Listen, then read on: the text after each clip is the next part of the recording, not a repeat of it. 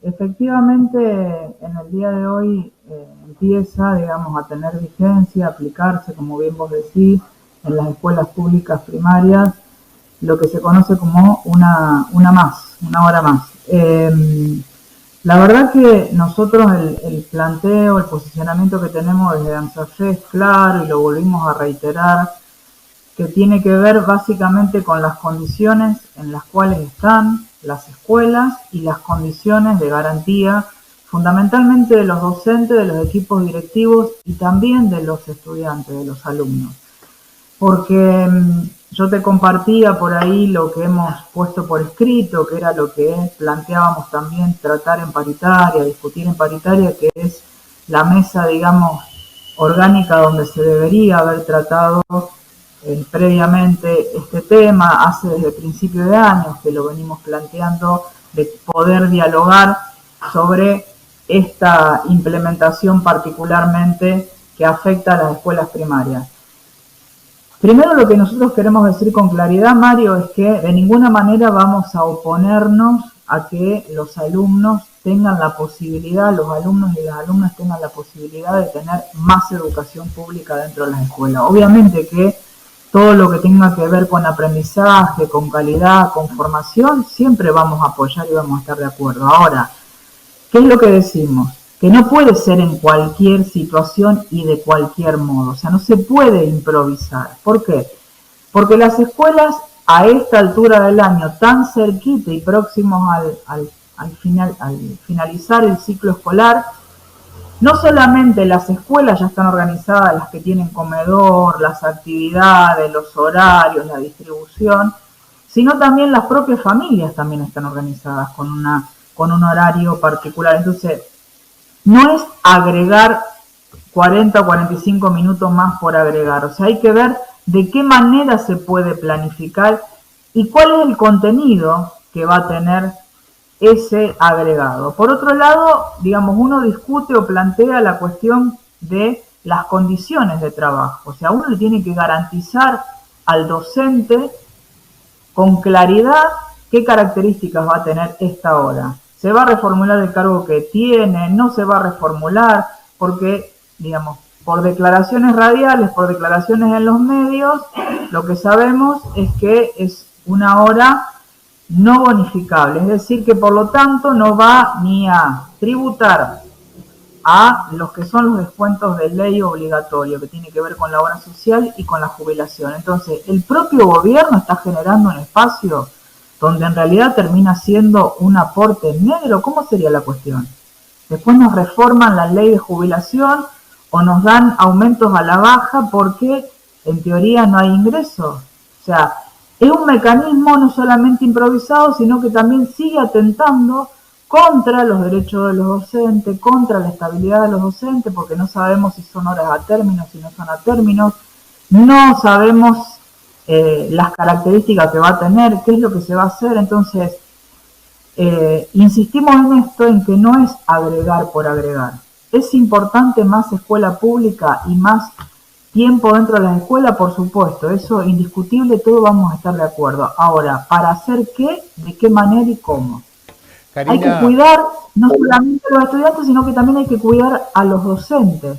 Entonces, la verdad que los directivos han recibido una comunicación en muchos de los casos, un mail con algunas consideraciones generales, entonces tampoco tienen información, no son considerados en el extra que van a tener de dedicación en la implementación de este programa. En realidad ahora no es obligatorio para los estudiantes, entonces, ¿cómo es la cuestión? Tiene que quedar, si estamos hablando de mejorar los aprendizajes, ¿va a ser opcional para los estudiantes? Para el docente tampoco es obligatorio, el docente de grado que lo tiene, en principio, lo que han declarado desde el ministerio es que no es obligatorio. Ahora, si va a tomar otro docente externo, obviamente hay normativa vigente que establece que se debe ofrecer por escalafón y demás, o sea, hay que cuidar al docente, hay que ser respetuoso de la normativa vigente, y la verdad que recalcamos esto, Mario, de que cuando uno improvisa las cosas no salen bien, ¿eh? bien. Estamos hablando en última instancia del derecho a la educación de nuestros estudiantes. Karina, siguiendo dentro de este orden que estabas desarrollando, te escuchábamos atentamente, mucha consulta que tenemos nosotros aquí el canal tiene que ver con si esto ya va a quedar para el año próximo o es hasta el 13 de diciembre nada más. Y esa es otra de las preguntas que nosotros también hicimos en paritaria, Mario. O sea, esta hora que se agrega, o sea, no solamente es de cursado opcional para los estudiantes, para los chicos y las chicas, Sí. sino que no queda claro si el docente va a tener que cumplirla hasta el 31 de diciembre o tiene continuidad. Entonces vos imaginate lo precario y lo improvisado que es, o sea, esa información el docente la tiene que tener claro para poder decidir si toma o no toma, si acepta o no acepta ampliar la carga horaria, porque no es solamente disponer de cuánto es lo que se va a cobrar. No pasa solamente por ahí, que es lo que ha informado un poco el gobierno provincial.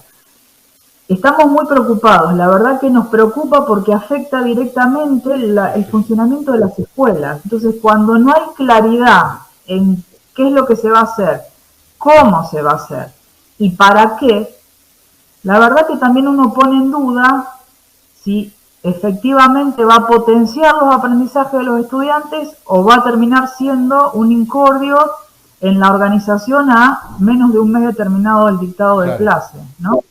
Cari, te escuchaba y digo, tampoco me cierra esto de, esto está enfocado a las trayectorias que son débiles, aquel chico que le está faltando, y alfabetización, pero por el otro lado dice, es voluntad, queda voluntad de la familia, ¿no? De decir, ¿lo mando o no lo mando? ¿Lo mando a particular? ¿Lo mando a que refuerce esto? Y esto lo tiene que reforzar. Hay como una contradicción ahí, ¿no? Mario, por otro lado, a ver, la escuela primaria tiene la característica, y sobre todo la escuela primaria pública tiene la característica de la universalidad. Entonces, más allá del cuidado de las trayectorias, todos los chicos tengan mayor o menor dificultad en el tiempo de aprendizaje, en realidad los docentes, quienes viven todo el día en el aula, quienes habitan las escuelas, saben que cada uno de sus estudiantes es una historia en particular y tiene, entre otras cosas, un tiempo de aprendizaje puntual y propio. Y siempre el docente hace y propone y planifica con distintas estrategias. Entonces, si vos hablas de alfabetizar, en realidad tenés que sostener el proceso de alfabetización de todos los estudiantes, no solamente de algunos puntualmente. Entonces, el sentido de esta hora, si se incorpora a la grilla y a la escuela, no puede ser para algunos, tiene que ser para todos. Por otro lado, nosotros planteamos también alfabetización solamente en matemática y lengua.